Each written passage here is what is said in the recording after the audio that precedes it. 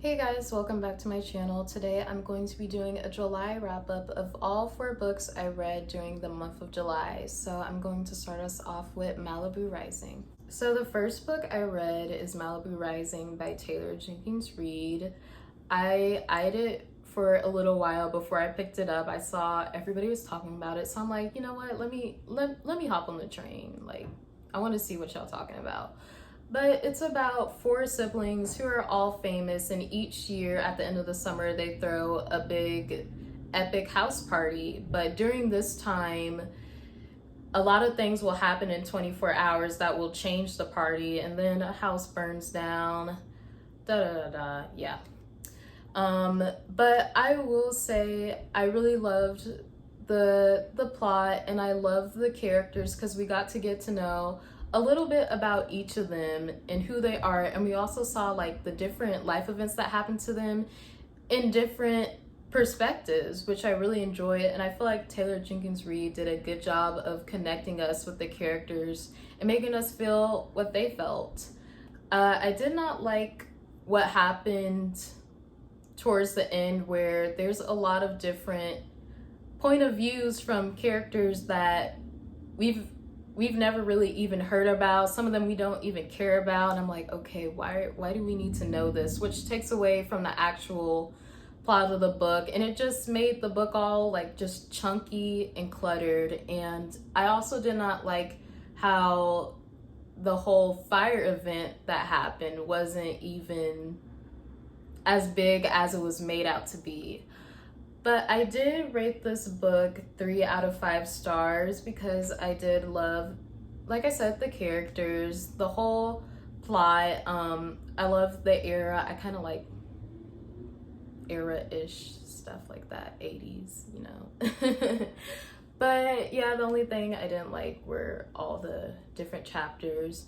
But I do rate this book 3 out of 5 stars. It's definitely a nice read that you can pick up for this summer. The next book I read was The Rib King by Lady Hubbard. It's an interesting story about injustice, deceit, lies, and just the things that sometimes we as African Americans have to go through to survive. So it revolves around Mr. Sitwell, who's a part of an all-Black household staff for a family called the Barclays.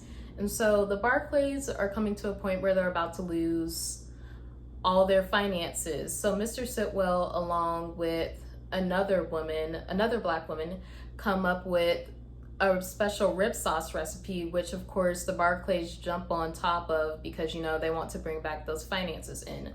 But what proceeds after that is a series of just catastrophic events,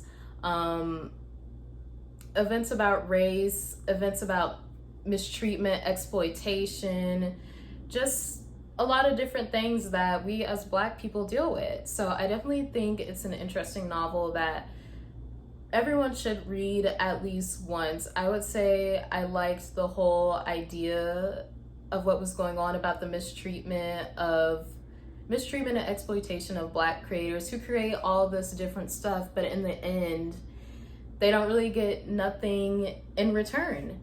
And so I also enjoyed getting to know a little bit about the characters, who they are, where they are at, and why they are in the place they are. And so the first half of the book was a little bit slow, but it definitely picked up. And so then we get to the second half of the book, where we like up the ante a little bit, and there's like a lot of stuff thrown at you at once, which you're trying to like keep up with and make sense of. But overall, it was an excellent book. I rated 4.5 out of 5 stars. So the next book I read was My Sister the Serial Killer by Oinka Braithwaite. Hopefully I got that correct. But the plot or the story just is basically like what the title says. The main character has a sister who's a serial killer, so she has to go around cleaning up after her sister's mess so she won't get caught. And the sister never really faces any consequences because of pretty privilege.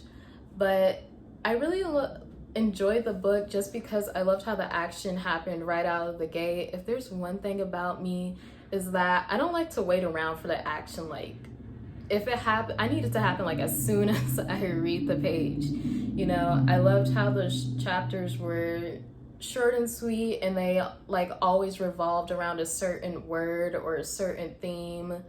I really loved it, and you know, I genuinely don't think I could find anything wrong with it, saved for like my frustration with the main character's sister, and how, you know, she was never caught because she has like this pretty privilege, and it was just mind-boggling to me because I'm like, oh my gosh, how are y'all not, how's like nobody not seeing she has anything to do with this? So I do rate it 5 out of 5 stars, and if you guys can, you should definitely pick it up.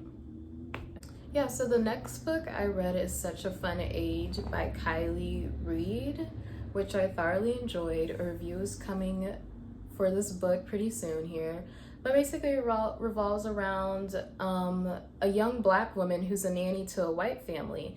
And so one night she takes one of their children to a supermarket where she's accused of kidnapping the white child, which leads to a whole really big event. You know, there's a video that's filmed of this going down. There's her boss trying to make things right. There's like her new white boyfriend. There's a lot of white savior, white guilt. There's a lot of different stuff going on within the book. But that's why I loved it, because we got to see 2 different perspectives, one from Amira being a black woman, but also the perspective from Alex Chamberlain, her boss, who's this white woman who's like in a position of power, and she's basically only thinking for herself. But I would say, yes, I love the plot. The event is really important because it shows you some of the things we just go through as black people, which is very important. The only thing I did not like about this book is the chapters about Alex Chamberlain's high school life, which is like sort of central to some of the things that go on in the novel, but I didn't care too much about it. And also the ending left me really just unsatisfied.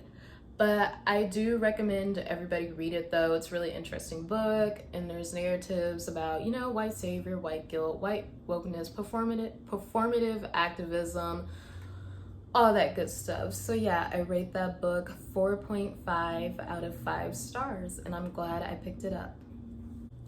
But yeah, that concludes my July wrap up. Definitely check out my reviews on my channel for the books Malibu Rising and The Rip King. There will also be a review of Such a Fun Age coming up. But don't forget to follow me on my Bookstagram at DearNeela99, and follow me on all my other socials, which I will link down below.